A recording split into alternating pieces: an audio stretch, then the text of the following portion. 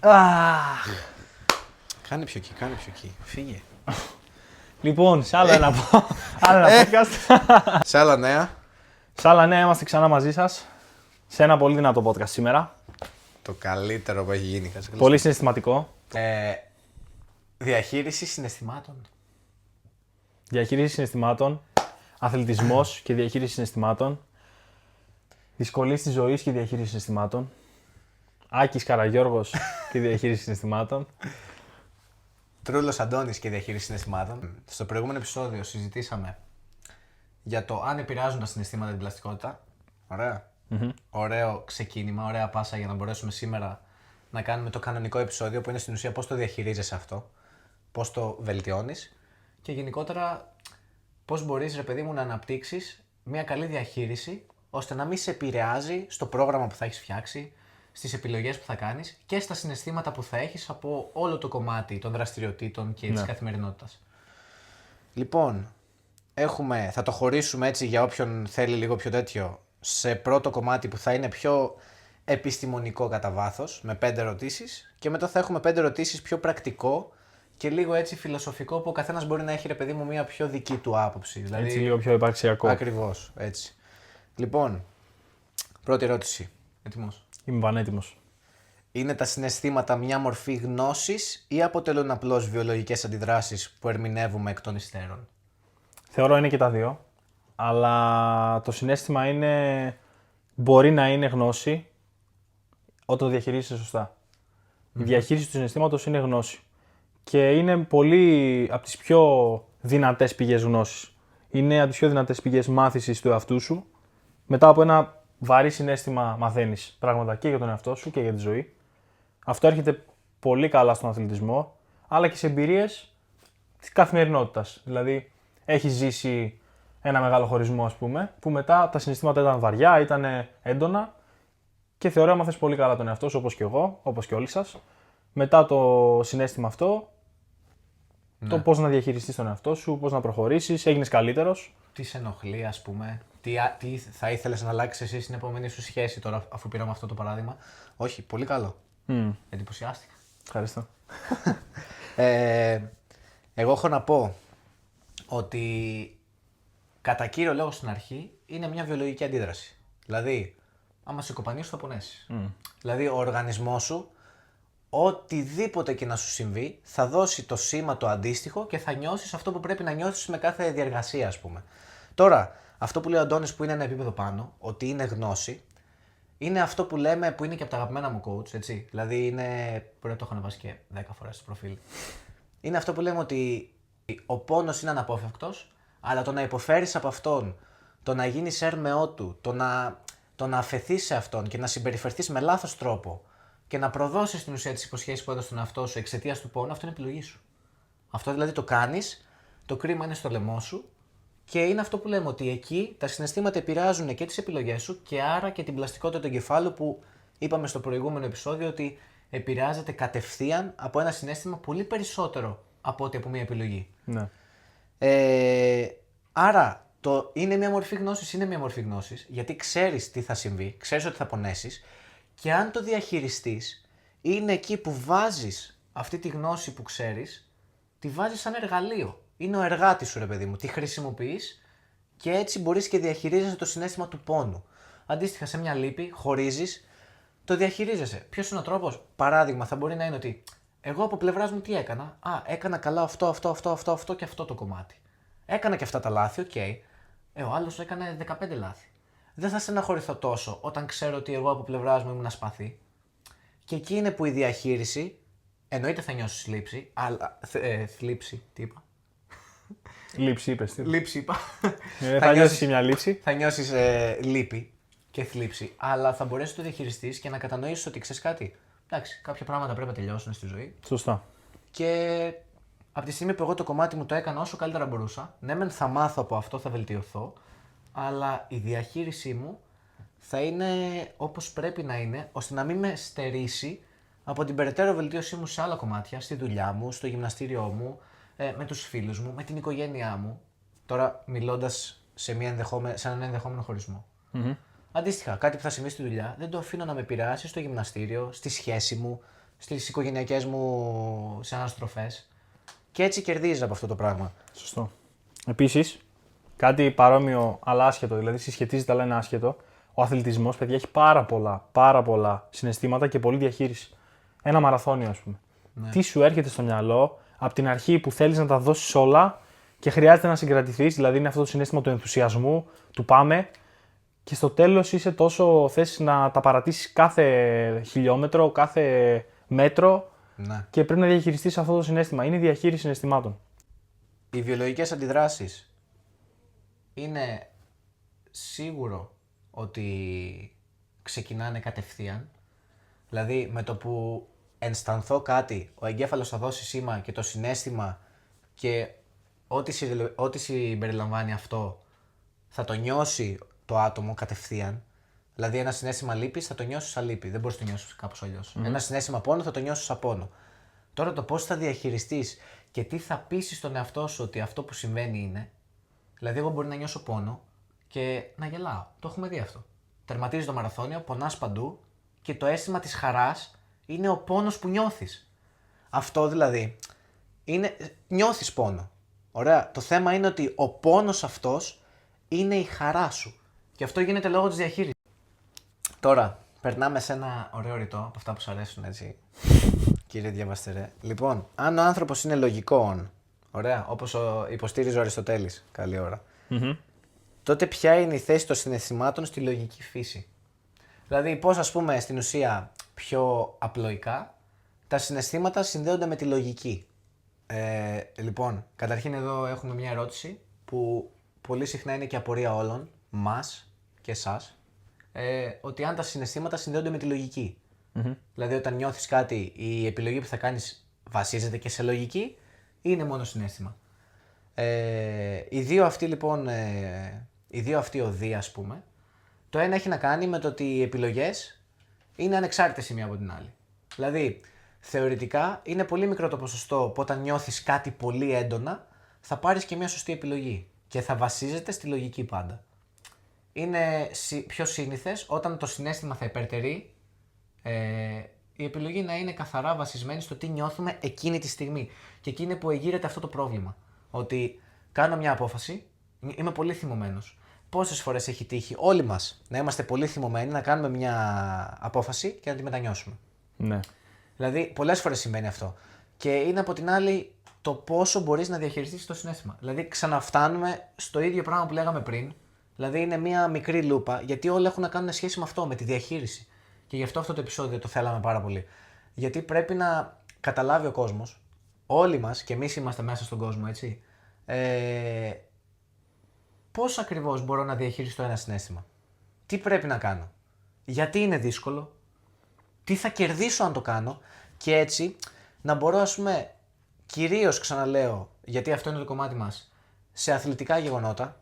Δηλαδή, όταν έχω να πάρω, ας πούμε, αποφάσεις οι οποίες έχουν να κάνουν με αυτόν τον τρόπο ζωής, πώς μπορώ να το βελτιώσω και να το εντάξω.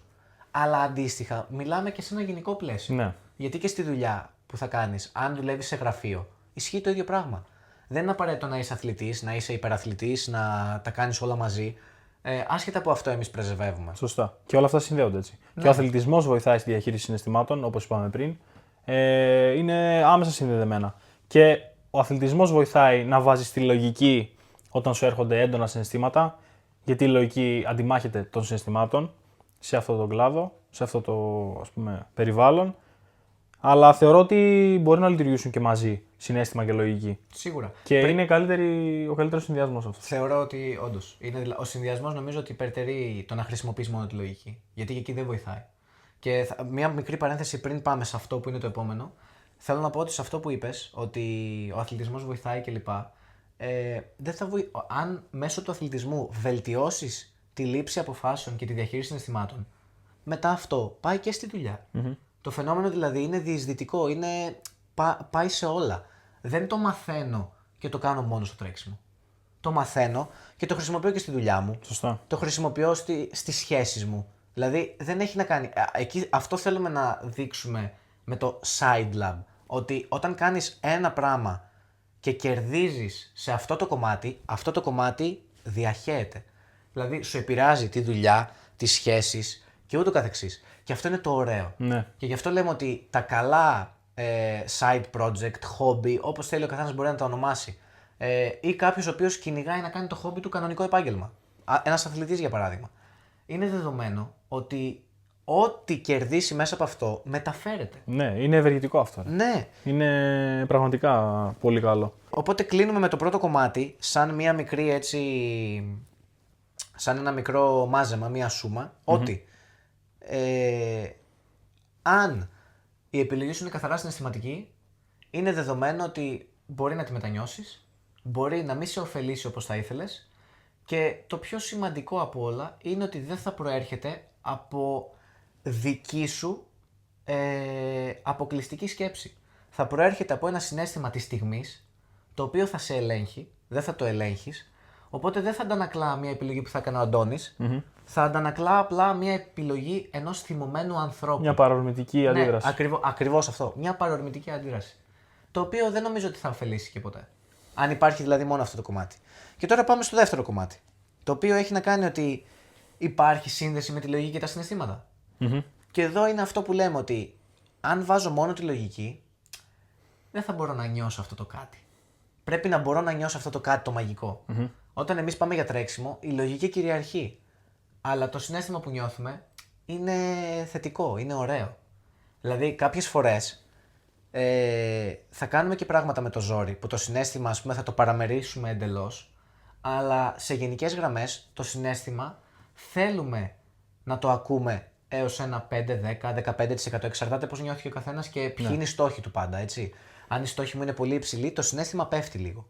Δηλαδή, όσο ανεβαίνει η λογική, ανεβαίνει και ο πύχης στο τι βλέψεις έχεις για αυτό που θες να κάνεις. Αν ας πούμε το συναίσθημα υπερτερεί της λογικής, σημαίνει ότι αυτό που σε νοιάζει να περνάς καλά.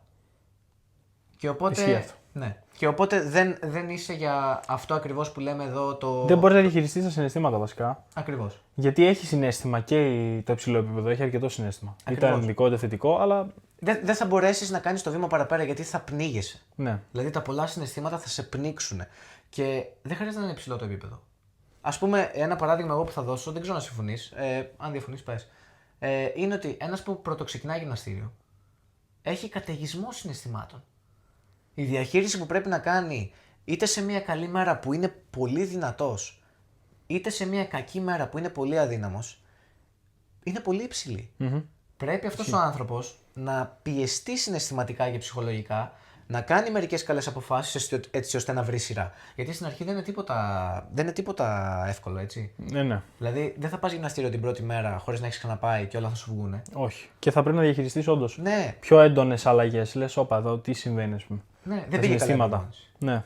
Μέχρι στιγμής μιλήσαμε το τι είναι η διαχείριση και ακριβώς τι συμβαίνει με αυτό το πράγμα. Τώρα, για να μου πεις, λοιπόν. Δύσκολο. Μπορούμε πραγματικά να ελέγξουμε τα συναισθήματά μας ή ο έλεγχος είναι μια ψευδαίσθηση που μας προσφέρει μια αίσθηση απλά ασφάλειας? Σίγουρα μπορούμε να ελέγξουμε τα συναισθήματά μας. Κατ' εμέ δεν είναι ψευδαίσθηση το να μπορείς να έχεις προβλέψει, να έχεις διαχειριστεί κάποια πράγματα άλλες φορές και με βάση με αυτή την προηγούμενη ας πούμε, εμπειρία να μπορείς να διαχειριστείς ένα έντονο συναίσθημα. Είτε αυτό είναι θυμός, έχεις θυμό ας πούμε, με το φίλο σου, γιατί δεν συμφωνείτε σε κάτι. Το να διαχειριστείς αυτό το συναίσθημα και να μην κάνεις κάτι παρορμητικό δεν είναι ψευδαίσθηση.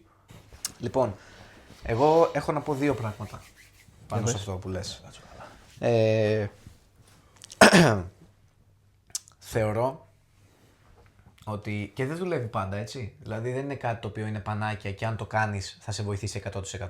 Είναι όμως μία αρχή που μπορεί να προγραμματίσει λίγο το μυαλό σου και να του δείξει πώς θα έπρεπε να το διαχειριστείς, πώς θα έπρεπε να νιώσεις.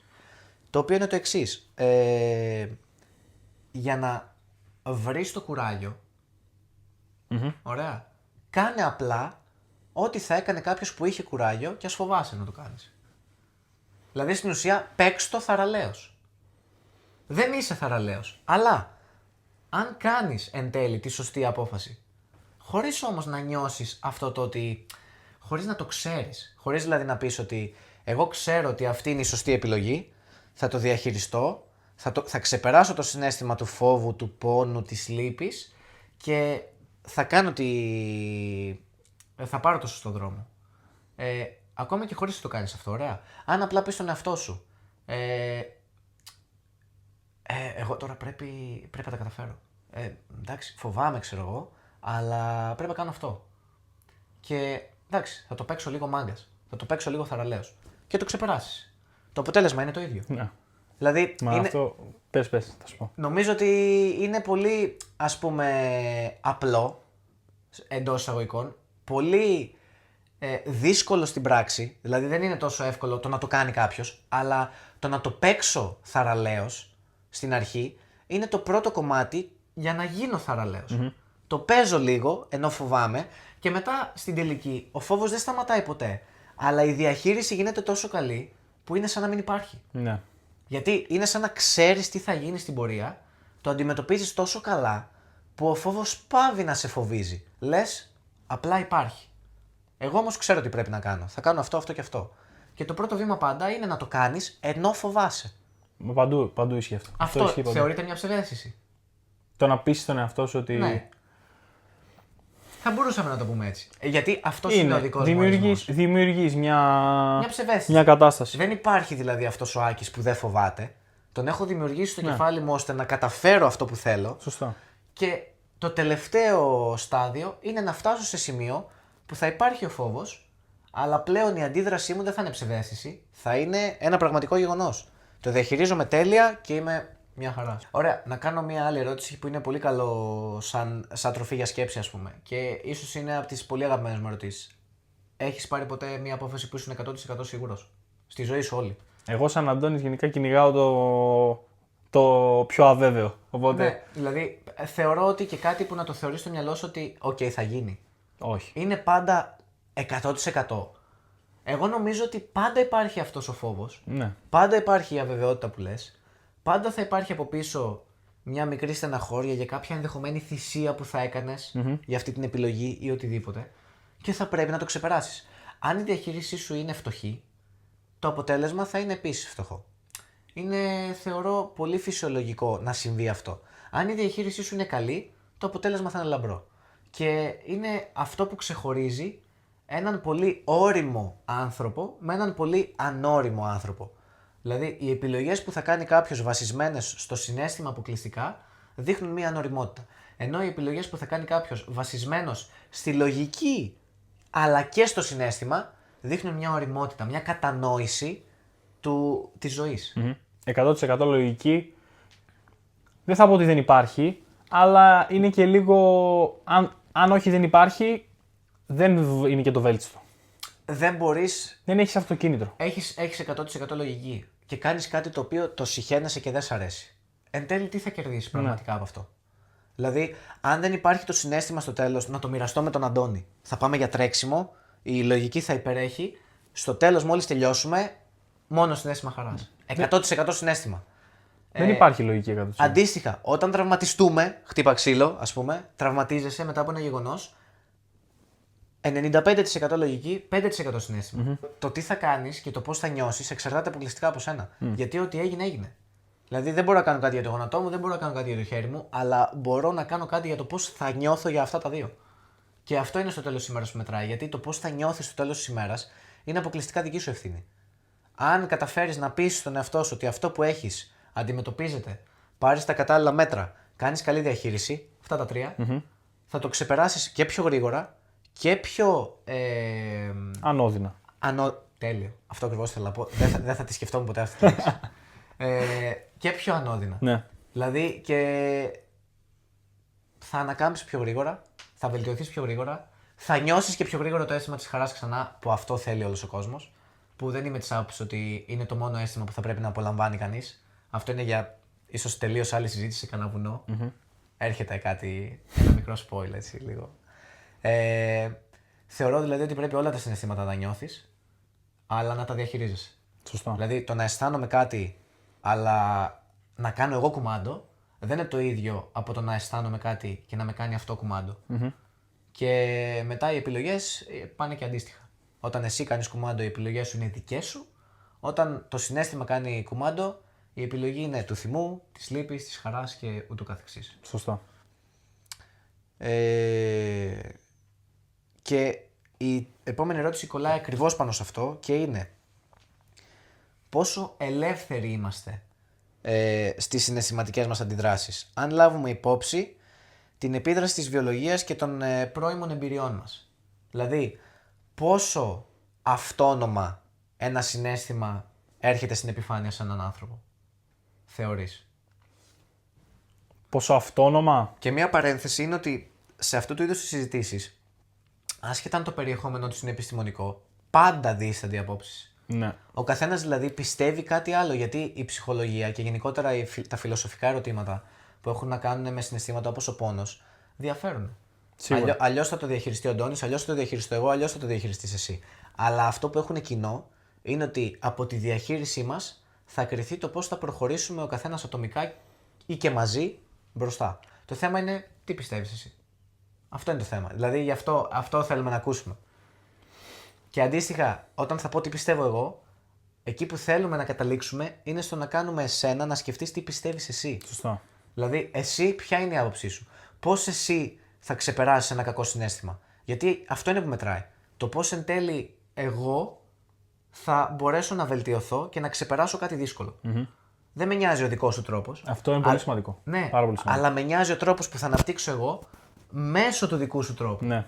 Γιατί γι' αυτό μοιραζόμαστε μία γνώση ή μία άποψη. Δηλαδή, ή το συνδυασμό των δύο. Σωστά. Αν σου δώσω εγώ το έναυσμα να σκεφτείς κάτι το οποίο, έναν τρόπο, μια μέθοδο η οποία δεν είναι ακριβώς αυτό που λέω εγώ, αλλά έχει κάποια στοιχεία και σε βοηθάει να διεκπαιρεώσεις ότι είναι, ας πούμε, το αποτέλεσμά σου, είναι το καλύτερο. Ναι. Δεν υπάρχει δηλαδή. Είναι ο στόχος.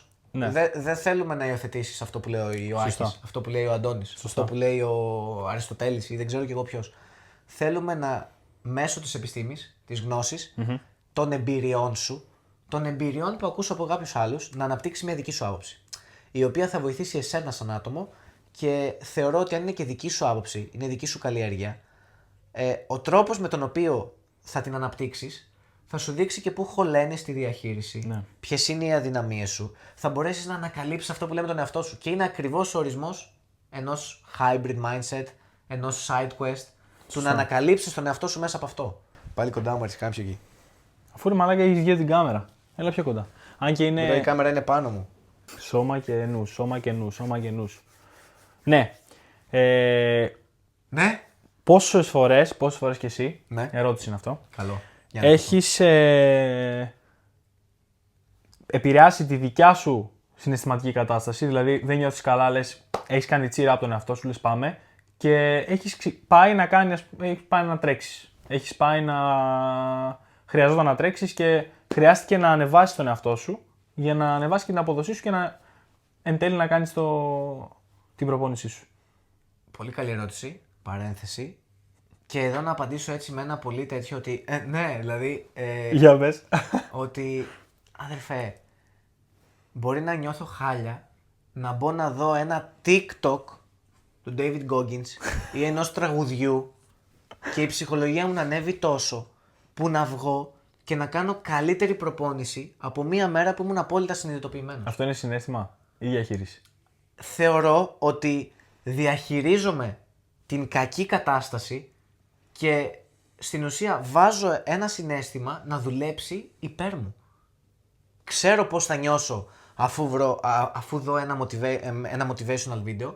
Ξέρω πώς θα νιώσω αφού βρω αυτό το μικρό πάτημα και πάρω αυτή τη σπίθα και το βάζω να δουλέψει για μένα. Δηλαδή νιώθω χάλια, λέω δεν θα πάω να τρέξω. Οκ. Τι θα κάνει μετά κάποιος? Τι θα κάνεις? Θα βάλεις τα κλάματα, θα πεις είμαι άχρηστος και θα κάθεσαι και θα κοιτάς το ταβάνι? Αυτό είναι μια κακή διαχείριση. Ακριβώς. Είναι μια κακή διαχείριση και μια κακή επιλογή. Δηλαδή, έχεις ένα συναίσθημα και δεν το διαχειρίζεσαι καλά. Εγώ θα σκεφτώ, τι θα κερδίσω άμα κάνω αυτό, αυτό και αυτό. Αυτό. Κατευθείαν, λίγο στο μυαλό μου η επιλογή αυξάνεται του να πάω για τρέξιμο. Κερδίζω την υγεία μου, προπόνηση έξτρα, κάρντιο, χάνω θερμίδες.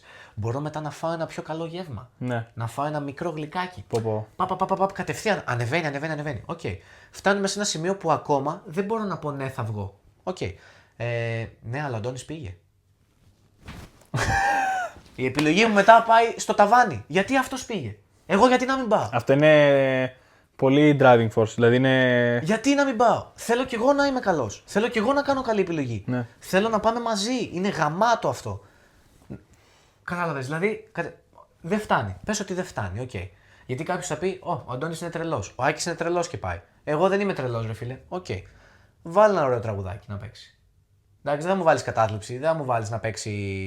Παντελίδη. Ναι, κατάλαβες. Δηλαδή, βάλε ένα ωραίο τραγουδάκι. Βάλε ένα. Δηλαδή, το TikTok καλή ώρα που είναι της μόδας. Χρησιμοποίησε το σωστά.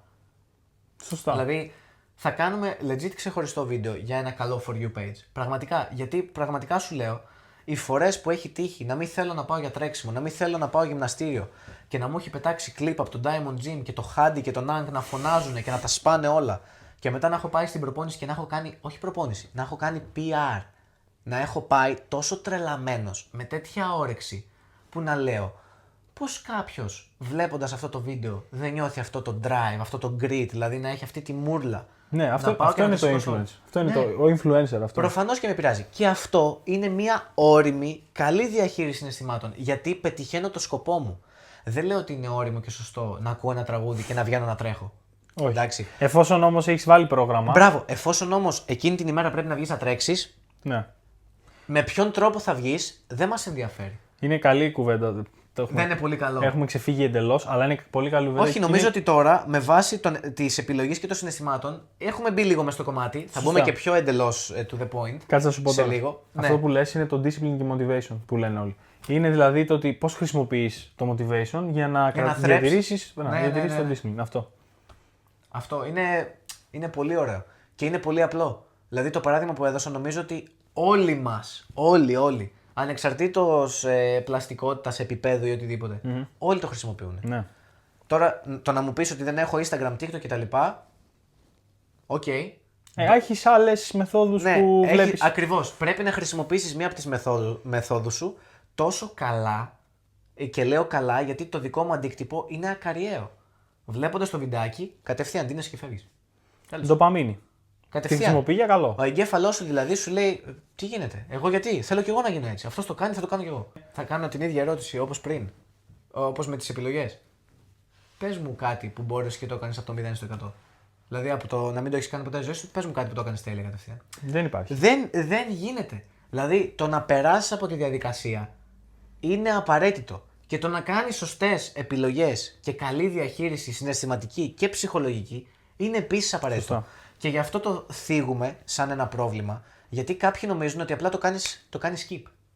Δεν μπορείς να φτάσεις κατευθείαν στο τέλειο ή στο ιδανικό για σένα. Ναι. Ακόμα και αν εσύ δεν στοχεύεις στο τέλειο, δεν μπορείς κατευθείαν, ακόμα και σε αυτό που έχεις ονειρευτεί κάπως, που μπορεί να είναι το επίπεδο 5 από τα 10, δεν μπορείς να φτάσεις κατευθείαν. Όχι. Πρέπει να περάσεις από το 1, 2, 3, 4. Δεν πηδάς κανένα σκαλί, δεν γίνεται. Σωστά. Και οι μεγάλες διαταραχές, το κατευθείαν αυτό, σε οποιοδήποτε επίπεδο, είτε αυτό είναι σωματικό, ψυχολογικό, αθλητικό, συναισθηματικό, δεν κάνει καλό. Θα δημιουργήσει θέμα. Ναι. Θα είναι σωματικό, θα είναι ψυχολογικό κλπ. Υπάρχουν οι αυτόνομες συναισθηματικές αντιδράσεις Ναι. και υπάρχουν οι εκείνες οι οποίες προέρχονται από την ήδη υπάρχουσα πλαστικότητα που έχεις δημιουργήσει και τα μοτίβα των ενεργειών και των πραγμάτων που συνέβησαν στο παρελθόν. Θεωρώ προσωπικά ότι το επιστημονικό κομμάτι είναι ότι οι εμπειρίες σου θα διαμορφώσουν κατά πολύ το πώς θα σου βγει ένα συναίσθημα στην επιφάνεια. Το πώς θα αντιδράσεις σε ένα συναισθηματικό ερέθισμα, το πώς θα το διαχειριστείς και ούτω καθεξής. Δεν είναι τόσο εύκολο το να μπορέσεις, ας πούμε, καλή ώρα. Αντώνη, μη θυμώνεις. Θα θυμώσεις. Ναι. Οριακά με το που σου πω μη θυμώσεις, θα θυμώσεις. Παραπάνω. Ναι. Είναι πολύ δύσκολο να μπορέσω να δημιουργήσω εκείνη τη στιγμή ένα νέο συναισθηματικό αποτύπωμα για τον εγκέφαλό μου. Και να μπορέσω να του πω ότι ξέρεις κάτι, από εδώ και στο εξής, όταν θα νιώθεις θυμό θα αντιδράσεις έτσι. Όταν εσύ έχεις χτίσει μια συμπεριφορά που όταν νιώσεις θυμό, τρελαίνεσαι. Είναι πολύ δύσκολο. Ναι, πάρα πολύ. Αυτό μπορεί να θεωρηθεί και μια αυτόνομη συναισθηματική αντίδραση. Δηλαδή, Το muscle memory, όπως είναι επιστημονικά εδρεωμένο για το μυϊκό μας σύστημα και για τη μνήμη η οποία κουνάει αυτόματα ένα μέλος, υπάρχει και για τον εγκέφαλο. Σωστά. Βοηθάει και οι δομές δηλαδή που έχει στήσει αυτό που είπε, βοηθάει πάρα πολύ στο να σου βγει αυτό στην επιφάνεια. Δηλαδή με το που έρθει το ερέθισμα να πεις, όπα, έχω αντιδράσει έτσι, έτσι θα αντιδράω, έτσι πάμε, στο θυμό. Έτσι είμαι εγώ. Έτσι είμαι εγώ, όχι. Αυτό Δηλαδή, είναι η πιο γνωστή και κακή δικαιολογία που μπορεί ένας άνθρωπος να σου πει. Και το λέω προς όλους ότι ένας άνθρωπος ο οποίος δεν είναι διατεθειμένος να αλλάξει δομές και να βελτιώσει τα μοτίβα, τα συμπεριφορικά του μοτίβα και τις συναισθηματικές του αντιδράσεις, δεν είναι ένας άνθρωπος που νοιάζεται τόσο για τη συμπεριφορά του. Για αυτό δηλαδή που πρεσβεύει στην επιφάνεια, που δείχνει. Οπότε θέλουμε εξέλιξη. Ακριβώς. Και αλλαγές. Ένας τέτοιος άνθρωπος, συγγνώμη που σε διέκοψα. Δεν πειράζει. Ένας τέτοιος άνθρωπος δεν μπορεί εύκολα να αλλάξει. Όταν νιώθεις ότι δεν υπάρχει πρόβλημα, δεν μπορείς να αλλάξεις. Και είναι αυτό που λέμε ότι όσοι και να σε βοηθήσουν, το πρώτο βήμα για την αλλαγή είναι να αποδεχθείς ότι αυτό το κάνω λάθος, πρέπει να αλλάξει. Ναι. Είναι το πρώτο βήμα. Αν αυτό δεν το αποδέχεσαι, είσαι δύσκολο. Ούτε πλαστικότητα θα αλλάξει, ούτε τίποτα. Και είναι δεδομένο ότι οι συναισθηματικές σου αντιδράσεις θα παραμείνουν ίδιες, θα παραμείνουν ενδεχομένως, αφού μιλάμε για αλλαγή, ανώριμες και θα σε επηρεάζουν σε πολλά πράγματα. Θα σε κρατάνε πίσω. Ναι, γιατί θα σε. Ουσιαστικά η ελευθερία που λες στις συναισθηματικές αντιδράσεις είναι το πόσο μπορείς να. Συνδέεται πάρα πολύ με την νευροπλαστικότητα, γιατί πώς μπορείς να διαχειριστείς εσύ, πώς μπορείς να αλλάξεις με βάση τα ερεθίσματα που έχεις. Πώς μπορείς να τα διαχειριστείς διαφορετικά και να μην κρατήσεις μια ενδεχομένως κακή δομή. Υπάρχουν και καλές δομές. Σίγουρα. Που έχεις χτίσει. Σίγουρα. Και αυτές θα τις κρατήσεις θρέφοντάς τις περισσότερο. Σωστά. Είναι αυτό που είπαμε και είναι καλό έτσι σαν αθλητικό παράδειγμα. Χρησιμοποίησε τις καλές δομές σου, τα σωστά μοτίβα, σαν ηλεκτρολίτη. Όσο πιο πολύ τα χρησιμοποιείς, τόσο πιο πολύ θα ξεκουράζεται ο εγκέφαλός σου και θα δημιουργεί καλύτερες προϋποθέσεις για να χτίσεις έναν ωραίο δρόμο. Ηλεκτρολίτη ή καταλήτη. Ηλεκτρολίτη τι κάνει. Ηλεκτρολίτη και καλά είναι το υγρό που σε κατάλαβες. Αναζωογονεί. Ναι. Δηλαδή θα είναι κάτι το οποίο μετά από ένα σημείο θα γίνει αυτό που λέγαμε, μια καλή συνήθεια. Και θα είναι καταλύτης. Θα είναι καταλυτικό για την πορεία σου. Σωστά. Θα είναι αυτό δηλαδή που είτε θα σε πριμοδοτήσει, είτε θα σε κόψει και θα σε κατεβάσει. Και νομίζω ότι αυτό νομίζω τα έχουμε πει όλα. Ναι, δεν ξέρω αν θεωρείς ότι μπορούμε να κάνουμε συναισθηματικές αντιδράσεις εκ νέου εκείνη τη στιγμή. Εγώ πιστεύω δηλαδή πραγματικά πως είναι, αν όχι αδύνατον, γιατί δεν μου αρέσει να χρησιμοποιώ τέτοιες λέξεις, δεν είναι και το vibe μας τέτοιο, θεωρώ ότι είναι πάρα πολύ δύσκολο μία συμπεριφορά και μία συναισθηματική κυρίως αντίδραση, γιατί η επιλογή με τη συναισθηματική επιλογή είναι διαφορετική. Όταν δηλαδή το συναίσθημα έχει τον κυρίαρχο ρόλο, είναι πολύ δύσκολο εκείνη τη στιγμή να κάνεις μια καλή απόφαση. Πρέπει από πίσω να υπάρχει διεργασία. Πρέπει να το έχεις δουλέψει. Σωστό. Άρα είσαι ακριβώς με αυτή τη λογική. Ναι, μπορείς να. Κοίτα, υπάρχουν παραδείγματα που σε ένα ερέθισμα συναισθηματικό υπάρχει. Εκείνη τη στιγμή δηλαδή μπορείς να αντιδράσεις διαφορετικά, πιστεύεις. Χωρίς όμως να το μαζέψεις και να σκάσεις μετά. Γιατί κάποιες φορές μπορεί, ας πούμε. Εντάξει, αυτό είναι άλλο φαινόμενο. Είναι άλλο φαινόμενο. Από την άλλη, κάνεις εκείνη τη στιγμή καλή διαχείριση, βέβαια μετά καλή τύχη. Ναι. Αυτό υπάρχει. Υπάρχει αυτό, ναι. Και το διαχειριζόμαστε όλοι. Και εμείς δηλαδή. Και εγώ το διαχειρίζομαι. Δεν είναι σωστό όμως. Το να μαζεύεις. Όχι, ναι. δεν είναι. Πρέπει να γίνει σωστή διαχείριση που να μην έχει κατάλοιπο από πίσω. Ναι. Να μην σε επιβαρύνει ούτε συναισθηματικά ούτε ψυχολογικά. Σωστά.